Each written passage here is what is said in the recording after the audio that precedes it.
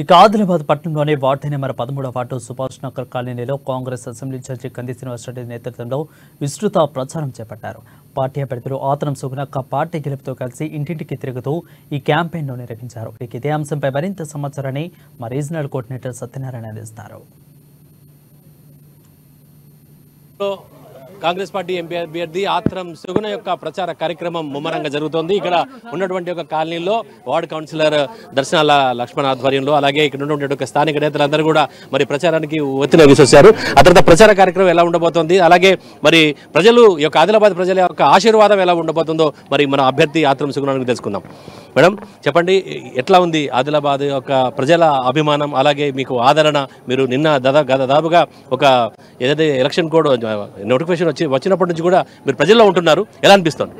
దర్శనాల లక్ష్మణ్ అన్న ఈ వార్డులో కౌన్సిలర్, నేను ఈ వార్డుకు రావడం జరిగింది కంది సీనన్న ఆధ్వర్యంలో. మరి నాతో పాటు కార్యకర్తలు, నాయకులు, నా కాంగ్రెస్ కుటుంబం అంతా కూడా నాతో పాటు వచ్చింది ఈ ప్రాంతానికి వస్తే నాకు చాలా ఆనందంగా అనిపించింది.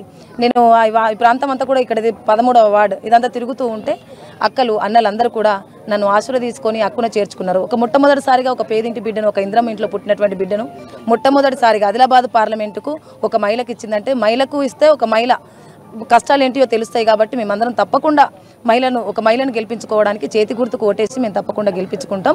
ఎందుకంటే మేము చూసాం బీఆర్ఎస్ ఇప్పుడు కింద లేదు మీద లేదు, దానికి వేస్తే మాకు నిధులు రావు, నియామకాలు రావు, అభివృద్ధి అనేది జరగదు. ఒక బీజేపీ ఉంది, 10 సంవత్సరాలు పరిపాలన చేసినలో మాకు ఒరిగింది ఏమీ లేదు. మాకు నిధులు రాలేదు, నియామకాలు రాలేదు, ఉద్యోగాలు రాలేదు, ఉపాధి రాలేదు, మాకు రోడ్లు రాలేదు, నీళ్లు లేవు, మాకేమీ కూడా లేవు. మరి మొన్ననే 6 గ్యారంటీలతో వచ్చినటువంటి గవర్నమెంట్, మా కాంగ్రెస్ గవర్నమెంట్ రాష్ట్రంలో మేమే ఏర్పాటు చేసుకున్నాం మొన్ననే. ఇప్పుడు కూడా మాకు 6 గ్యారంటీలు గడప గడపకు వస్తున్నాయి. 200 యూనిట్ల కరెంటు ఫ్రీ. ప్రభుత్వం ఏర్పడగానే మాకు 2 రోజులకు ఉచిత ఫ్రీ బస్సు ఏర్పాటు చేయడం జరిగింది. మేము మా అన్న తమ్ముల ఇంటికి, మా అక్క జిల్లాల ఇంటికి హ్యాపీగా వెళ్ళి వస్తున్నాం. కిక్కిరిసిపోతుంది బస్సు మాది. గతంలో అంత లేకుండే, ఇప్పుడు పెళ్లిళ్ళకి పేరంటలకైనా కానీ ఛార్జీలు లేకుండా కట్నం చదివిపించేస్తున్నాం అక్క. మేము తప్పకుండా కాంగ్రెస్ పార్టీకే ఓటేస్తాం. రేవంత్ అన్నకి చేతులెత్తి నమస్కరిస్తున్నాం. కానీ మాకు ఇండ్లు లేవక్క, తప్పకుండా ఇండ్లున్న నీళ్లు మాకు కష్టం అక్క, ఎండాకాలం. అవి మాత్రం ఎలక్షన్ కోడ్ అయినాక మాకు తప్పకుండా మీరు అంతా చేస్తారనేసి అంటే మేము ఒప్పుకున్నాం. ఎందుకంటే రేవంత్ అన్న గారు, గౌరవనీయులు రేవంత్ అన్న గారు ఈ ప్రాంతం అంతా ఆదిలాబాద్ అంటేనే వెనుకబడినటువంటి ప్రాంతం కాబట్టి దీని మీద తనకి చాలా ఇంట్రెస్ట్, ఈ ప్రాంతాన్ని అంతా అభివృద్ధి చేయడం అనేది. గతంలో పీసీసీగా ఉన్నప్పుడు కూడా, టీపీసీసీగా ఉన్నప్పుడు కూడా ఈ ప్రాంతానికే వచ్చి ఇక్కడే సమావేశం పెట్టుకోవడం జరిగింది. దాని తర్వాత కూడా వచ్చారు 3 సార్లు. ఇప్పటికీ ఏ ముఖ్యమంత్రి అయినా వచ్చాడా? రాలేదు. గౌరవనీయులు మరి ఈ ఆదిలాబాద్ ఇన్ఛార్జి వర్యులు సీతక్క గారు, ఆమె డైనామిక్ లీడర్, పులిబిడ్డ. ఆమె కూడా ఇక్కడ 4 బీజేపీలు, 2 బీఆర్ఎస్లు, ఒక కాంగ్రెస్ వచ్చినప్పటికీ కూడా ఈ ప్రాంతాన్ని అభివృద్ధి చేసుకోవాలి, నేను ఈ ప్రాంత బిడ్డలను నేను చూసుకోవాలి, ఈ ప్రాంత సబ్బండ వర్గాలను నేను కలుపుకపోవాలి, అభివృద్ధి చేసుకోవాలనే గొప్ప లక్ష్యంతో ఉన్నది.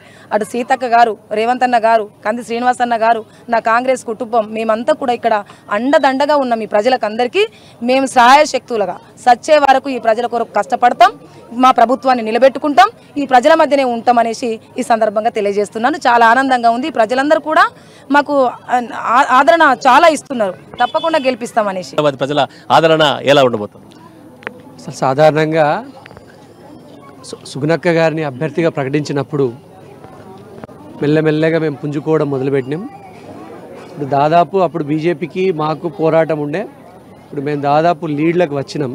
ఒక 4.5% లీడ్ కనిపిస్తుంది స్పష్టంగా. ఈసారి ఒకసారి కాంగ్రెస్కి అవకాశం ఇవ్వాలని ప్రజలు చెప్తున్నారు. ఖచ్చితంగా 1,00,000 మెజారిటీతో బయటపడబోతా ఉన్నాం.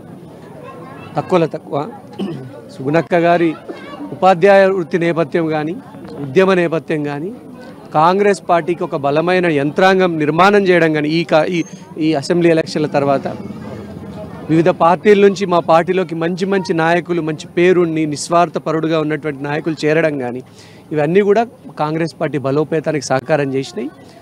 ఖచ్చితంగా సుగుణక్క గారిని ఎంపీగా గెలిపిస్తాం. అట్లనే ఆదిలాబాద్ నుంచే మొట్టమొదటి దక్షిణ భారతదేశానికి ముఖద్వారం అయినటువంటి ఆదిలాబాద్ నుంచే, ఆదిలాబాద్ అసెంబ్లీ నియోజకవర్గం నుంచే 50,000 మెజారిటీని మేము లక్ష్యంగా పెట్టుకున్నాం. ఓన్లీ ఆదిలాబాద్ అసెంబ్లీ స్థానం నుంచే. సో తప్పకుండా దాన్ని సాధిస్తామనేటువంటి నమ్మకం మాకున్నది. శ్రేణులు ఈ సందర్భంగా ఇంటింటి ప్రచారానికి ఎండనక వాననక కాంగ్రెస్ పార్టీ కార్యకర్తలు, నాయకులు, శ్రేణులు, అభిమానులు వాళ్ళు ఎవరైతే కష్టపడుతున్నారో వాళ్ళందరికీ చేతులు జోడించి నమస్కరిస్తున్నా. చాలా గొప్ప పని చేస్తున్నారు మీరు, చాలా సంతోషం. ఇంటింటికి వెళ్ళి కాంగ్రెస్ పార్టీ లక్ష్యాలను వివరిస్తున్నారు. మా క్యాడర్లు కానీ ఇప్పుడు ఉన్నటువంటి మా కౌన్సిలర్ లక్ష్మణన్న కానీ, ఇక్కడ రాహుల్ చంద్ర అన్న కానీ, రఫీక్ గారు కానీ, ఇక్కడ ఉన్నటువంటి అయ్యాస్ బాయ్ గారు కానీ, ఇక్కడ లోకల్ క్యాడర్, లోకల్ నాయకత్వం, అనేక మంది ముఖ్య నాయకులు కూడా వార్డు నెంబర్ 13లో వాళ్ళు నిరంతరం పార్టీ అభ్యర్థి కోసం కష్టపడుతున్నారు. We're very happy. తప్పకుండా ఆదిలాబాద్ పార్లమెంటు స్థానాన్ని జనరల్ ఎలక్షన్లో 1989లో నర్సారెడ్డి గారు ఎట్లయితే గెలిచిండ్రో మళ్ళీ ఆదిలాబాద్ పార్లమెంటు మీద గడ్డ మీద జెండా ఎగరేయబోతున్నాం సుగుణక్క గారి నాయకత్వంలో. ఖచ్చితంగా పార్లమెంట్ ఎన్నికల్లో విజయదుందుకు మోగుతుందని, అలాగే నిన్న సభ సక్సెస్ చేసిన అందరికీ కూడా ధన్యవాదాలు చెప్తున్నారు. ఖచ్చితంగా వచ్చే ఎన్నికల్లో ఇక్కడ ఆదిలాబాద్ నియోజకవర్గం నుంచి మాత్రం 50,000 మెజార్టీ మాత్రం ఖచ్చితంగా సాధ్యమని చెప్పేసి కంది శ్రీనివాసరెడ్డి చెప్తున్నారు. Over to studio.